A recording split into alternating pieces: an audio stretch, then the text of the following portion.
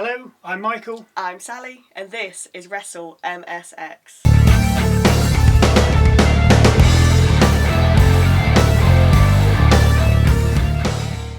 The show opens with Gunther addressing the crowd and calling everyone a bum, and follows this up by calling Damian Priest a pretender and a wannabe.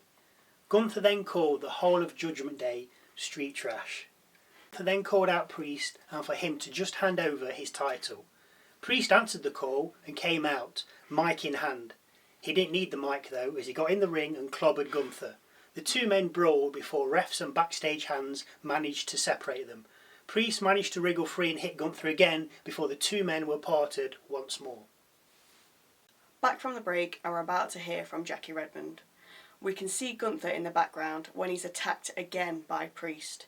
It's not long though when the two men are parted for a final time by security. Both men are sent home later by Adam Pearce. Time for ring action now as Ilja Dragunov takes on Bron Breakker in an Intercontinental No.1 Contenders match. It's a good start from Dragunov until Bron drops him on top of the turnbuckle post when both men are standing on the apron, ribs first. Dragunov did counter a powerbomb into a DDT, but nothing came of it.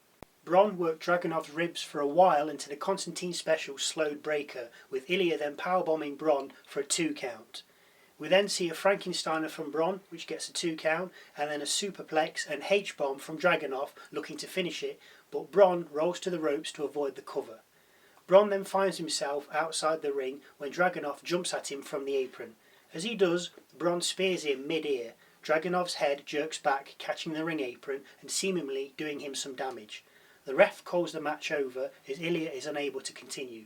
Bron wins and faces Sami Zayn at SummerSlam for the Intercontinental belt.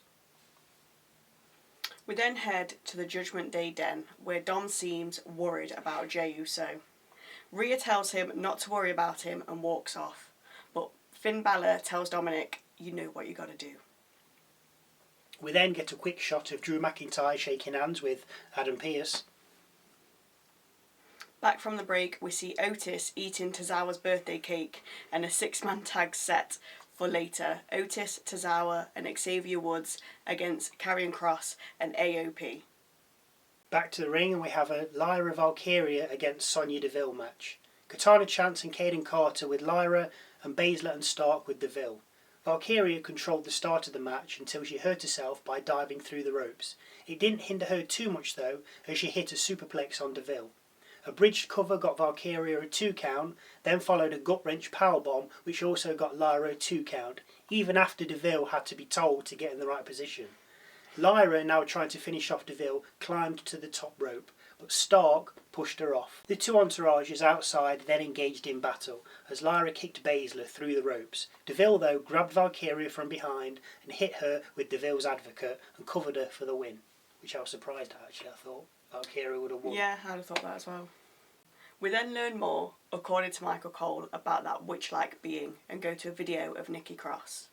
Cross is just standing there when you hear a voice, presumably Uncle Howdy, saying, "Look at yourself. They ignored you, watched you suffer in solitude." The camera then goes black and we hear sobbing. Howdy says again, "Look at yourself," before the camera comes back on and we see Cross again, who then just screams. Next we see CM Punk walking through the backstage area. We then go to a break, come back and see him coming down the rampway. Punk says he's cleared to fight and then calls out Drew McIntyre. Punk starts to tape up his hands as McIntyre's music plays and the Scottish Warrior emerges. Drew says, "Nothing's going to stop me getting in that ring and tearing you apart. Except I don't want to." Well, I do. With that said, Punk heads out of the ring and towards McIntyre, but he gets met halfway up the ramp by referees and officials. Drew then tells Punk to control his emotions and that he turns to his family to calm down. He says this all while pulling Punk's bracelet out of his pocket. Adam Pearce then comes out telling Punk to calm down. Pearce also tells us we're all good to go for SummerSlam. Drew's no longer suspended and Punk is medically clear. Oh, and there's one more thing. Out comes Seth Rollins. He's going to be the special guest referee for their match at SummerSlam. Question is, who's he going to screw over? Very true. Yes. We then see Judgment Day. Well, Finn, JD, Carlito and Dom looking for Jey Uso.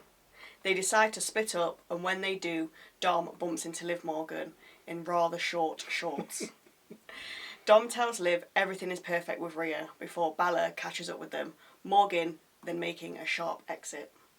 Back from the break, Sami Zayn tells the camera that Bron Breakker better take him seriously and that he's bringing 100%. We then hear a scuffle off camera, which Sami goes to investigate. We come across JD McDonough and Carlito beating up Jey Uso. Zayn helps Jey out with JD and Carlito fleeing.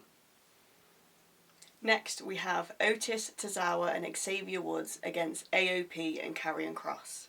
After the little guys, Tozawa and Woods, take a battering, Otis finally gets tagged in and destroys both AOP and Karrion Kross before hitting the caterpillar on Akam. Woods tags himself back in but gets caught by Karrion Kross, who hits Woods with the final prayer and covers him for the victory. After the match, with the final testament gone, Chad Gable came out and he's flanked by the Creed brothers. Gable makes an offer to Otis to join him and his new crew.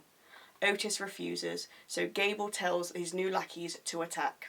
Tozawa is dealt with instantly. Otis takes longer, but is soon overpowered. Gable then gets a couple of chairs and hands them to the brothers Creed. But as he does, the lights start to shut down and the mist fills the ring.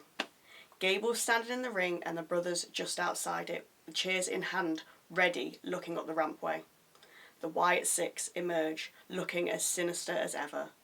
Uncle Howdy then appears behind Gable and delivers a Sister Abigail to him. Howdy then laughs in the ring as we cut to a break. Up next, Bronson Reed against Pete Dunne. With both competitors in the ring and the action about to start, Sheamus appears and takes out Dunne. Reed goes to attack Sheamus, but Sheamus deals with him and goes on to give Dunne 10 beats of the Bahrain. Sheamus then has his sights set on a bro kick for Dunne, but Dunne leaves the ring. Reed then runs at Sheamus, so Sheamus bro kicks him instead. Sheamus's music then plays and we head over to the Judgment Day cave. Rhea asks what happened and to leave Jey alone. Finn says he's had enough and that he's spoken to Adam Pearce to get a match later with him and JD against Jey Uso and Sami Zayn. Rhea asks, where were you while this was all happening? Carlito scoffs, saying, you should ask Liv Morgan. Rhea then grabs Dom, saying, right, that's it, we're going to the ring. Back from the break and we see Sheamus asking Pete Dunne if he's ready for a banger. Has he got the Barbie on? Hopefully. We then see Rhea and Dom head into the ring. Once there, Rhea says, Liv, you want him, come get him. Liv appears on the stairs within the crowd and confesses her feelings for Dom. And follows this up by telling Rhea that gorgeous men like Dom don't go for girls that look like you. Gorgeous men like Dom go for girls that look like me, before giving us a twirl. Rhea Ripley, furious, tries to leave the ring and head for Morgan, but Dom holds her back. Morgan then asks Dom to say those 3 little words, to which Dom says 4, I hate you, Liv. Morgan turns around and leaves, visibly upset, and Rhea licks Dom's face. Gross. Next we have Zoe Stark against Zelina Vega. Vega carrying an injury from last week, so I can't see this one lasting very long, to be fair. Vega does hold her own though, even landing a moonsault and getting a 2 count. Vega then goes for the 619, but Baszler, who came out with Stark as well as Deville, trips Vega up as she bounces off the rope. Chance, Carter and Valkyria then come running down to even up the odds, and as they do, Vega hits Code Red on Stark and covers her for an unexpected pin. Backstage we see Xavier Woods asking Adam Pearce for a one-on-one match with Karrion Kross next week. Pearce gives the go-ahead. McIntyre then appears asking why Seth Rollins is special referee. Because you can't keep your hands off refs, replies Pearce. This begs the question again, who is Seth going to screw over? He's got to, hasn't he? He's not just going to play it straight down the line. No, of course not. Anyway. We then see Alba Fire and Isla Dawn saying they run this division, with Sonya Deville, Shayna Baszler and Zoe Stark countering this claim by saying they run this division. Who is running the division? Final match of the night, Finn Balor and JD McDonough against Jey Uso and Sami Zayn. Balor and JD have Dirty Dom and Carlito alongside. It's a pretty even contest to begin with before Zayn throws Balor and JD out of the ring and hits a bouncing top rope moonsault on both of them. Dom then distracts the referee while Carlito rams Zayn into the ring post. Back from the break though, and back in the ring, we find JD singling out Sami and keeping him in the Judgment Day corner. Zayn finally gets out with a blue thunder bomb from nowhere and manages to tag in Jay, with JD tagging in Balor. Uso cleans house and gets a 2 count on Balor after a crossbody from the top rope.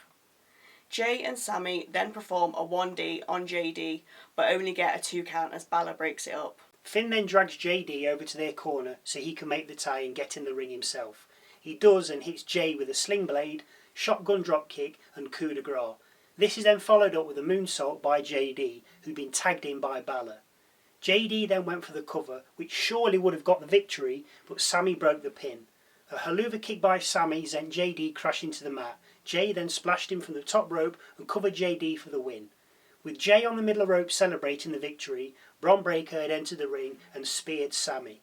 Raw went off the air with Bron heading back up the rampway, laughing. So it's a busy Raw, and I do love the Judgment Day stuff. Yeah.